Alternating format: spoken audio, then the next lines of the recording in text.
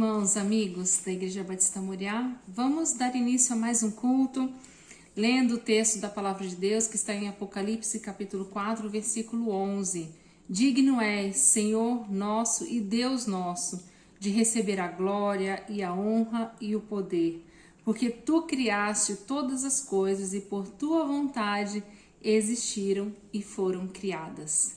Se nós estamos aqui hoje, foi pela vontade do nosso Senhor. Todas as coisas existem, todas as coisas foram criadas porque Ele assim o fez. Então nós, como criaturas, como servos do Senhor, como seus filhos amados, nós vamos adorar ao Senhor neste momento, dedicar o nosso louvor ao nosso Pai e aprender da sua palavra. Vamos juntos participar deste culto, que Deus possa abençoar os nossos corações. Bom culto a todos.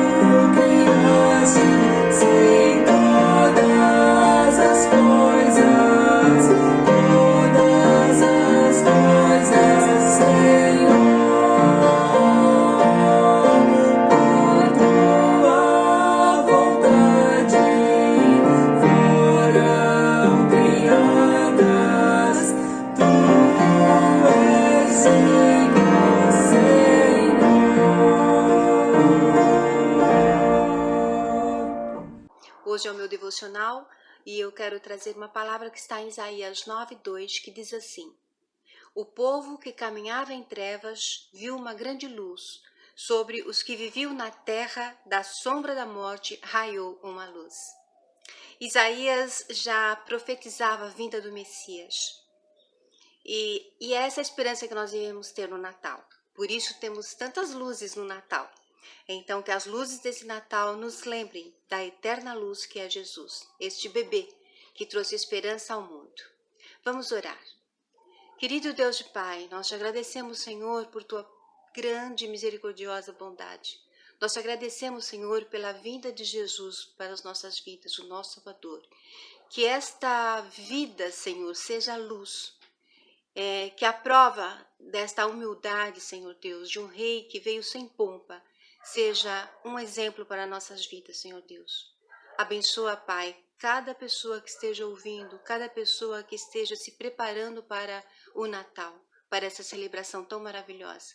Abençoa todas as famílias, crianças, jovens, idosos, enfermos, Senhor, que precisam de Ti. Que a tristeza, Senhor, seja tirada e que haja esperança no coração de cada pessoa. Que essa oração, Senhor Deus, chegue até a Ti, como um pedido nosso, como um clamor.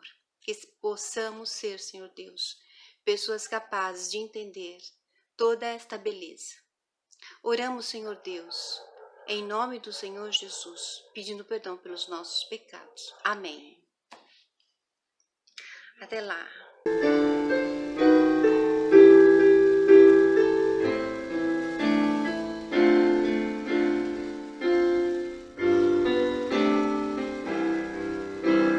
Santo, Santo, Pai bondoso, Santo, Santo, Deus poderoso, entregamos nossos corações a Ti em devoção, Pai bondoso, Te adoramos. Santo, Santo, Cristo amado, pela cruz nós somos redimidos. Elevamos nossas mentes em constante adoração. Cristo amado, te adoramos. Santo, Santo, Santo Espírito, enche de poder as nossas vidas. Suplicamos Tua graça, Teu auxílio e direção. Santo Espírito, te adoramos.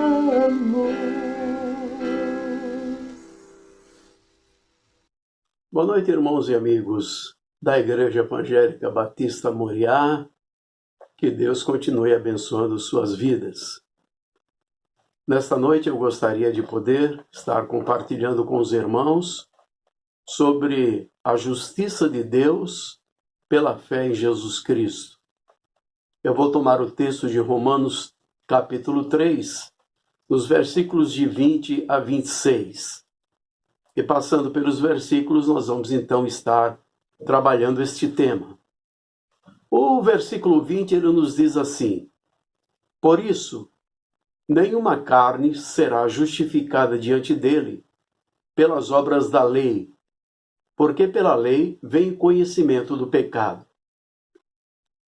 Bom, se a lei deixa todos os homens condenáveis diante de Deus, resta concluir que a obra decorrente da lei não justificará o homem.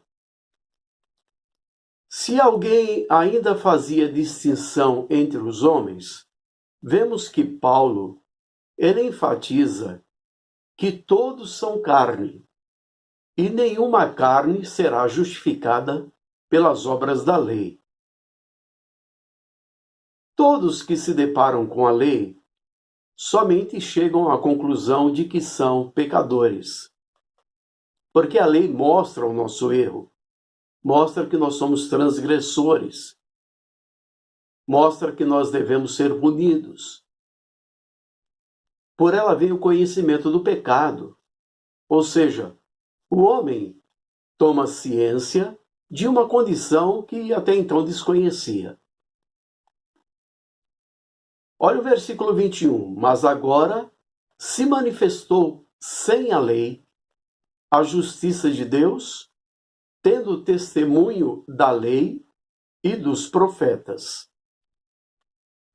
A exposição do apóstolo Paulo retorna à ideia demonstrada nos versículos 16 e 17 do capítulo 1 desta carta aos Romanos.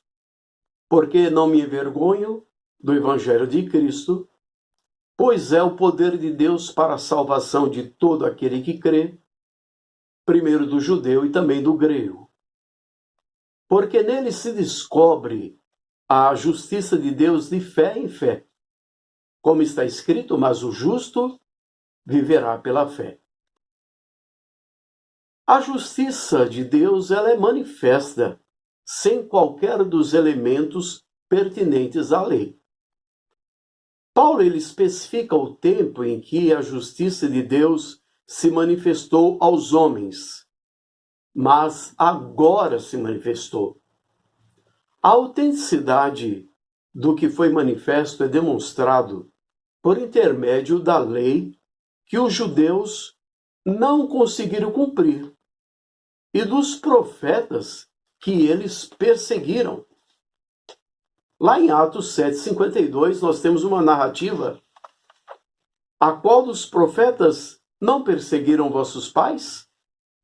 Até mataram os que anteriormente anunciaram a vinda do justo, do qual vós agora fostes traidores e homicidas. O versículo 22, isto é, a justiça de Deus pela fé em Jesus Cristo para todos e sobre todos os que creem, porque não há diferença. A justiça que os judeus reputavam ter alcançado por intermédio da lei, Paulo ele demonstra que ela é alcançada pela fé em Cristo. A justiça de Deus é destinada para a todos quantos creem. Todos quantos creem já foram agraciados com a justiça, visto que ela é sobre quem crê. Como a justiça de Deus é para todos e sobre todos os que creem, isto demonstra que a justiça de Deus ela é efetiva na vida do cristão hoje, agora. Vamos observar a diferença no tempo verbal da palavra manifestar nos versículos 21 deste capítulo 3, e no versículo 18 e 19 do capítulo 1, também nesta carta aos Romanos. O versículo 21, ele demonstra que agora se manifestou a justiça de Deus para os que creem. E esta justiça manifesta, ela livra o homem do juízo que se deu em Adão. Já os versículos 18 e 19, lá do capítulo 1, fazem referência à manifestação da ira. E esta contempla a impiedade e injustiça dos homens, que detêm a verdade e injustiça, que foram condenados em Adão. Quando Paulo reitera que não há diferença, demonstra que a palavra todo da frase anterior, ela engloba a ideia de que tanto judeus quanto gregos são justificados por meio da fé. O versículo 23, porque todos pecaram e destituídos estão da glória de Deus. Como todos pecaram, a justificação é destinada a todos que creem. Judeus e gentios pecaram, e ambos foram destituídos da glória de Deus. Este versículo ele reforça a ideia de que a justificação por meio da fé contempla todos os homens, porque não há diferença. Ao apresentar o motivo pelo qual a graça de Deus destina-se a todos os homens que creem, o apóstolo Paulo acaba por deixar em alerta implícito: todos os homens pecaram e todos os homens estão destituídos, privados, demitidos da glória de Deus. Vamos para o versículo 24. Sendo justificados gratuitamente pela sua graça, pela redenção que há em Cristo Jesus. Vejam, todos os homens que pecaram e foram destituídos da glória de Deus através da redenção que há em Cristo, são justificados. O que é isso? são declarados justos. Por quê? Através de quê? Pela graça de Deus, sem qualquer ônus. Então, justificação é a declaração legal feita por Deus, pela qual a culpa do pecador é tomada por Jesus Cristo, efetuando o cancelamento da condenação através da sua morte na cruz. Colossenses 2,14, Paulo diz: havendo riscado a cédula que era contra nós nas suas ordenanças, a qual de alguma maneira nos era contrária, e atirou do meio de nós, cravando-a na cruz. Ou seja, imputando assim a justiça de Deus àquele que crê, restaurando-o em plena comunhão com Deus. Reforçado por 2 Coríntios 5:21, aquele que não conheceu pecado, o fez pecado por nós, para que nele fôssemos feitos justiça de Deus. Quando justificado pela graça que há em Deus, pela redenção que há em Cristo, a condição do homem que foi apresentado no versículo 23 é plenamente desfeita. Em linhas gerais, redenção é valor pago que concede uma nova condição ao homem agraciado. A palavra redenção ou redimir significa comprar os direitos. O termo ele era usado especificamente em referência à compra da liberdade de um escravo, quando o dever-se-ia pagar certa quantia para o resgate. Isaías 43:1 diz: mas agora, assim diz o Senhor que te criou, ó Jacó, e que te formou, ó Israel. Não temas, porque eu te remi, chamei-te pelo teu nome, tu és meu. Então, redenção significa o livramento concedido a alguém mediante o pagamento de certo valor.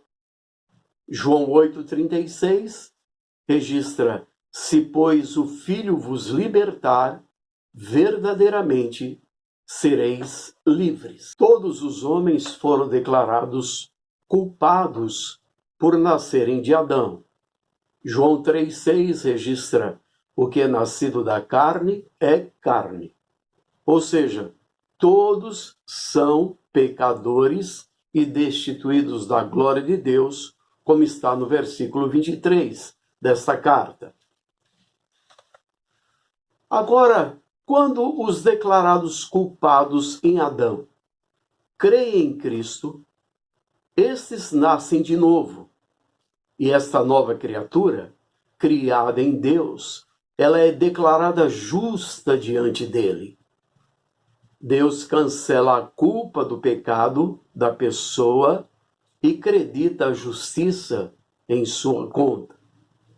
Este novo homem passa a ser participante da glória de Deus, por ser participante da natureza divina decorrente da filiação, e deixa a condição de pecado condenado.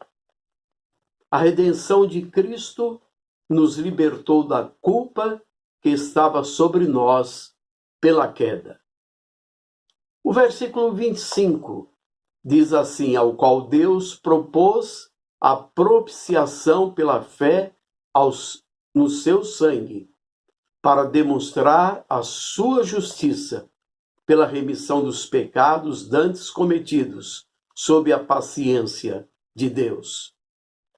O valor pago por Cristo, ou seja, a medida exata do que é exigido por Deus justo e santo, é o que expia ou propicia a extinção do pecado que pesa sobre o homem. Portanto, propiciação seria igual a satisfação. Quando pecamos, encontramos-nos automaticamente sob juízo de Deus. Ou seja, estamos à mercê da morte física e espiritual, pois a Bíblia nos diz que o salário do pecado é a morte. Porque o pecado, ele promove a ira de Deus, já que ele ofende o seu caráter santo. Assim, todos os homens estão sob a ira de Deus e caminham para a condenação eterna. A propiciação, então, diz respeito a ter Cristo sofrido a ira divina em lugar de toda a humanidade. Olhando para o Calvário, antes do Calvário, vemos a ira de Deus sobre o homem. E no Calvário, vemos Cristo aplacando a ira de Deus, cumprindo toda a justiça de Deus. Cristo sofrendo a ira divina em lugar de toda a humanidade. Isto significa propiciação. Os pecados do povo de Deus, castigados simbolicamente nos sacrifícios dos animais do período do Antigo Testamento, seriam punidos de forma completa no sacrifício definitivo de Cristo na cruz. A remissão ou liberdade dos pecados é uma amostra, uma evidência da justiça de Deus. Somente a justiça de Deus em Cristo pode dar liberdade ao homem ao expiar os seus pecados. Versículo 26, para demonstração da sua justiça neste tempo presente, para que ele seja justo e justificador daquele que tem fé em Jesus. Cristo é uma evidência da justiça de Deus neste tempo presente, para o agora. Romanos 8:1 diz, portanto, agora nenhuma condenação há para os que estão em Cristo Jesus, que não andam segundo a carne, mas segundo o Espírito. Então a justiça evidenciada em Cristo, ao libertar o homem do pecado, é porque Deus é justo e justificador dos que creem em Cristo.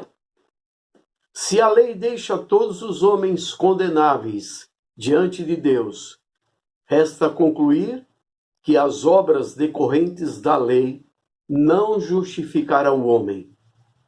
Se alguém ainda fazia distinção entre os homens, Paulo enfatiza que todos são carne, e nenhuma carne será justificada pelas obras da lei. Todos que se deparam com a lei somente chegam à conclusão de que são pecadores. Por ela vem o conhecimento do pecado, ou seja, o homem toma ciência de uma condição que desconhecia.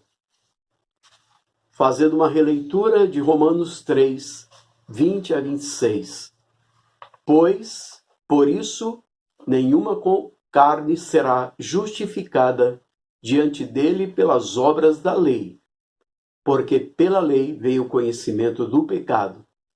Mas agora se manifestou sem a lei a justiça de Deus, tendo o testemunho da lei e dos profetas.